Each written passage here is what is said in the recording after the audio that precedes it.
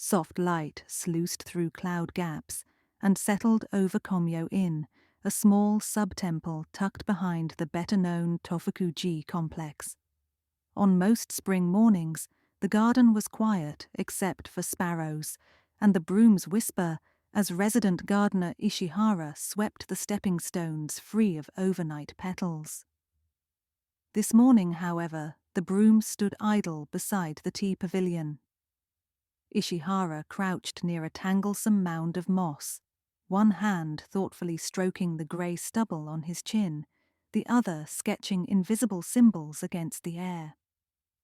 I arrived with a sketchbook under my arm, hoping for 20 uninterrupted minutes among the maples before my shift in the gift shop. Instead, I found Ishihara blocking the path, eyebrows knit as though puzzling out a riddle written in birdsong. "Good morning, Sensei," I said, trying to angle my notebook so he could see I was there in the name of art, not trespass. "Sakura's handwriting," he murmured without looking up, "is never accidental." His words trailed after a gust that brought a hush over the courtyard. For a breath, the world seemed to wait. Then a new flutter of petals drifted down like pale pink snow. I stepped closer. A smear of colour stippled the moss in front of him. Fallen cherry blossoms, yes, but arranged so deliberately I drew in a startled breath. They lay in the form of a single kanji, ne niwa, meaning fragrance, or arguably hint. "How did you do that?" I asked. "I didn't." Ishihara's voice was roughened by years of tending gravel and stone. Wind moves blossoms, gravity lands them. Usually that's the end of it. But 3 mornings now I've found messages. Yesterday was Jen, truth. The day before, Wei, falsehood. Truth, falsehood, hint, I repeated. Sounds almost like a koan. Or a warning. Ishihara straightened stiffly, groaning as knees unlocked. "I dislike mysteries that turn gardens into bulletin boards. You're fluent enough. Perhaps you'll learn the sender's intent quicker than I." It was flattering, if inaccurate, to claim fluency, but I nodded because gardeners don't waste words. After he returned to his broom, I captured the kanji in pencil and hurried on, late for my post. The gift shop nested in the former abbot's quarters, lantern dim and fragrant with sandalwood. I changed into my volunteer vest just as Sister Junko, the linen-robed priestess who oversaw both the shop and the small manuscript archive, opened the sliding windows. Junko possessed the serene patience of a mountain lake. She also possessed, behind those calm eyes, the investigative instincts of a hawk. "You've tracked in Sakura Petals, Maida-san," she said, nodding toward my shoes. "And possibly a mystery," I answered, then relayed Ishihara's discovery. Junko listened with folded hands. "Messages forming themselves, some folk would call that kami." She smiled. "I call it someone working late with tweezers. It must be connected to us somehow. Only staff and volunteers enter the garden before 10. I lowered my voice, glancing at 3 early tourists browsing calligraphy bookmarks. "And what would truth and falsehood have to do with our inventory?" Junko regarded the scroll wall, where genuine Edo period calligraphies hung beside modern reproductions. Visitors could purchase originals, rare and dear, or acquire faithful photo prints at student prices. Each authentic piece wore a small lacquered tag engraved with the temple seal. Counterfeits, by policy, were forbidden. I caught the concern flicker across her face. "Are you thinking forgeries?" "It's only that our annual audit is approaching," she admitted. "Mr. Arakaki from the Antiquities Bureau arrives Tuesday. A heavenly time to plant doubt." "A hint," I said, recalling this morning's nay. "Then truth and falsehood. Maybe someone is drawing attention to scrolls that aren't what they claim." Junko's lips tightened. "If any item here proved counterfeit, The temple's reputation would endure more damage than the tangles of silk and ink. My shift passed in ordinary hum. Postcards, tea tins, small talk made in several languages, yet the petal-shaped puzzle ticked under my ribs. At noon, I exchanged the counter cash for my sketchbook and returned to the garden. Ishihara was kneeling by the bellflower border, tucking stray ferns into order. No new kanji dotted the moss. Windless. "Have you mentioned yesterday's characters to anyone?" I asked. "Only you," he said. "And now our conversation returns. Anything to report?" "Nothing." I chewed the pencil. "May I keep watch tonight? If someone arranges the petals at dawn, they must enter earlier still." He chuckled, but not unkindly. "You would exchange sleep for secrets? Very well. I'll leave the side gate unlatched after closing bell, but leave the garden as pristine as you find it." I promised. The rest of the day I spent mapping times when staff moved through the compound, cleaning crews at 5, kitchen monks at 6, myself at 7.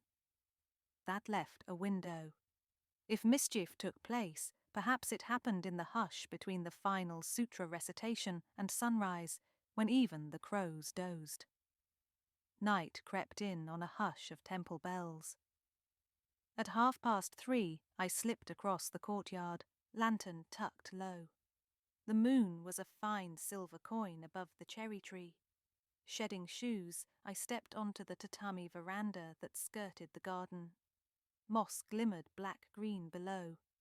Nothing moved except a moth batting itself silly against my lamp. Yet an odd scent drifted, sharper than blossoms, an inkier aroma, like old linseed and charcoal. I tracked it to the tea pavilion where shutters were left open to the night. Inside, a low table had been cleared, and atop it rested an ivory-handled brush, an inkstone still wet, and a stack of thin mulberry paper. Footsteps sounded behind me. I extinguished the lantern. The dark shape that entered carried its own light, a slim pen torch sweeping the moss. The beam paused over a scatter of collected petals in a rattan basket. With deliberate precision, the figure plucked handfuls, knelt, and arranged the fragments upon damp moss in neat strokes wide enough to view from the veranda. I waited through the slow choreography, breaths shallow. When at last the final petal pressed into place, the torch flicked off, and the intruder straightened, stretching a cricked spine. In silhouette, I saw shoulder-length hair escaping from a loose hood. The person pivoted to leave, straight into my path as I struck a match. The flare revealed Yuriko Sakamoto, the scroll-mounter who rented workspace beside the archive. Her face blanched to match the magnolia blossoms embroidered on her jacket. "Maeda," she hissed, "you frightened me." I could say the same. I held the match low to reveal the fresh kanji. Yan Gan, counterfeit. Care to explain your nocturnal calligraphy? We met eyes in the trembling light until the sulphur nub singed my fingertips. I dropped it, sparks hissing into wet moss. "Come inside," she said. "This garden has too many ears." We retreated to the pavilion. The inkstone gleamed like a guilty conscience. "I left those messages," Yuriko confessed before I asked. "But not out of mischief. I needed to warn someone without raising alarm." "Warn Sister Junko? Warn me?" "Warn whoever cares to look." She swallowed hard. "I've discovered forged scrolls among the temple's stock." I sank onto the tatami. "You're sure?" "Beyond doubt." Yuriko unrolled a slip of paper. "I was hired to remount 2 Edo-era poems purchased last month. They displayed proper aging, wormholes, foxing, flaked mica. But when I peeled away the backing, the fabric beneath was modern rayon. Worse, the poem's lines referenced cherry cultivars hybridized decades after the supposed calligrapher died. Could it be later repairs? possible. So I inspected others. Half a dozen bare identical quill weevil perforations, 2 identical. The damage was stamped. She met my gaze. I informed the abbot. He thanked me and promised an internal inquiry. That was 3 weeks ago. Since then, nothing. The forgeries remain for sale. I exhaled. So you spelled out falsehood, truth, counterfeit, hoping visitors would notice? Or staff? Either way, a scandal aired publicly would force action. She lifted the ink brush. I'm a conservator, not a whistleblower, but silence equals complicity. I rubbed my temples. Let's think. If genuine and forgery hang side by side, we must test them, and quickly. Arakaki arrives in 4 days. If we wait, the temple suffers worse humiliation. Agreed. But to examine every scroll we need unrestricted access. Junko guards the keys. I stood. We'll get them, but first let me speak with her. She trusts me. Before dawn, we separated. Yuriko removed traces of her petal work, scattering blossoms across the moss as naturally fallen chaos. I slipped back to the dormitory with nervous adrenaline making symbols of my pulse. I confronted Junko the next morning after opening tasks.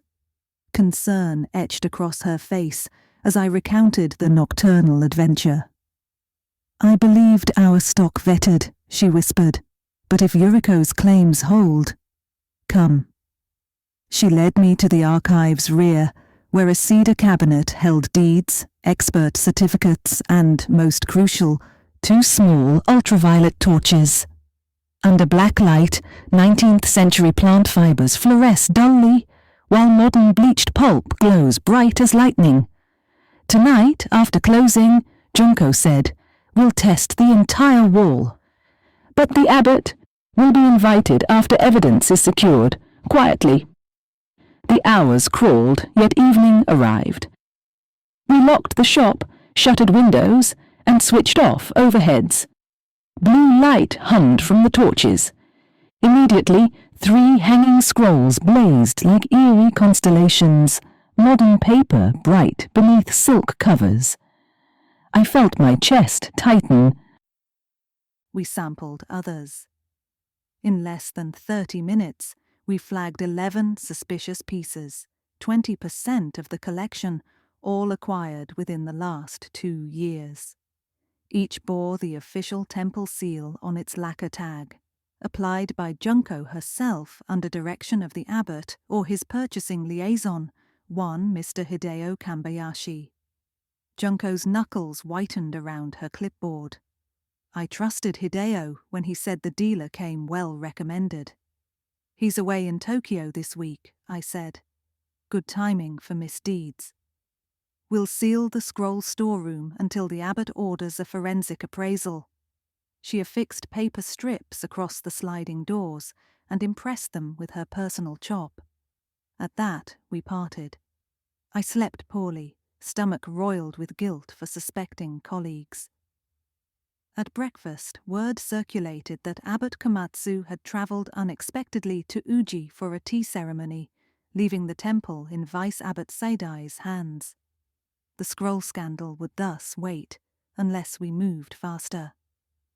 While tourists meandered in the courtyard, I crossed paths with Seidai, a gentle soul whose laughter squinted his eyes into happy crescents. He asked after my drawings. My throat clenched. Could this kindly monk stand complicit? Doubt gnawed. At noon, I slipped into Yuriko's workshop. She hunched over a half-unrolled scroll, tweezers glinting.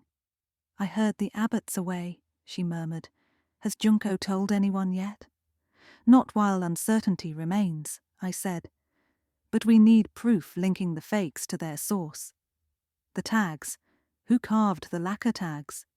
Tags come pre-engraved with blank backs. Junko writes date and price. Yuriko frowned. Though lately I saw Kambayashi stamp them instead. He keeps a replicating seal. I tapped my fingers. If Kambayashi orchestrates the fraud, he left paperwork. Shipping invoices. Those live in the administrative office near the bell tower. That room's barred to volunteers. Ishihara has keys, I realized aloud. He mends tatami there. 2 hours later, I found the gardener trimming dwarf pines. Explaining the situation left him solemn. Komatsu-sama holds great love for art, he said, but sometimes love blinds. Take the keys. Justice outranks protocol. He pressed a heavy ring into my palm. Dusk fell before I dared the office. I wore cotton gloves, flashlight tucked inside my sleeve.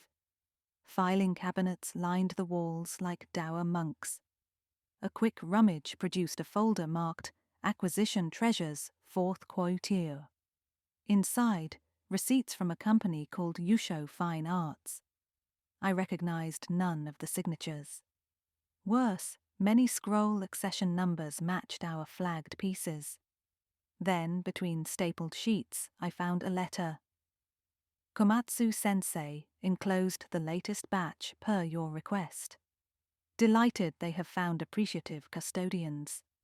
The donation scheme remains mutually beneficial. Our patrons' generosity ensures the temple's restoration fund flourishes, while rare items find spiritual homes.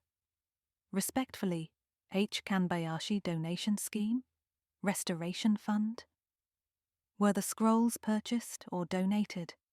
Confusion spun me. If the scrolls arrived as donations, authentication might have been waived.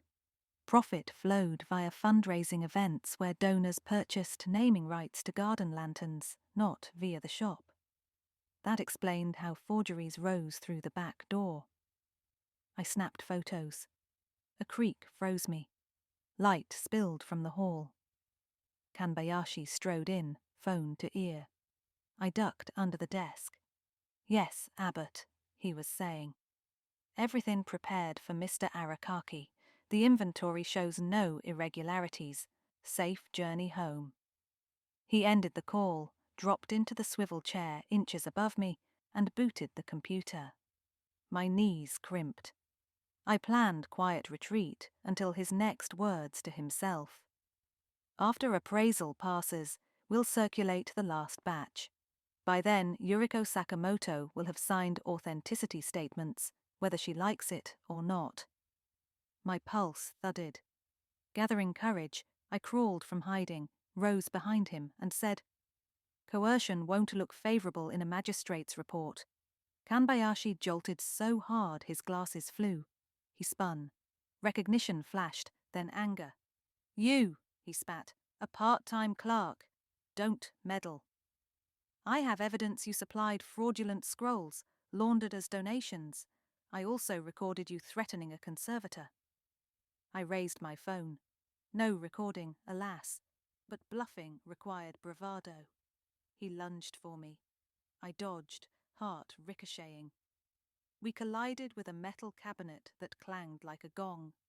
Keys jingled in my pocket. One belonged to handcuffs. Wishful thinking. Footsteps thundered. Ishihara appeared, wielding his bamboo broom as quarterstaff. Junko followed, brandishing a portable shrine bell like a mace. Kanbayashi assessed odds, retreated 2 steps, but 3 of us blocked exits. His shoulders sagged. "What is the meaning of this?" Vice Abbot Seidai demanded, arriving breathless. Upon hearing our accusations and observing the incriminating invoices, his expression saddened more than angered. "Kanbayashi, your devotion to funding repairs blinded ethics," Seidai said quietly. "You've stained Komatsu-sama's trust." The administrator's face crumpled. "The roofs leak, attendance shrinks, donations barely keep heaters running. Those scrolls, cheap imitations, yes, but they filled coffers when auctioned discreetly. No parishioner was harmed." "The truth was harmed," Seidai replied. He escorted the defeated man to the security office, promising authorities would handle the rest. Ishihara patted my shoulder with fatherly gravity. "Gardens," he said, "grow best in sunlight. So does honesty." The temple slept uneasily that night.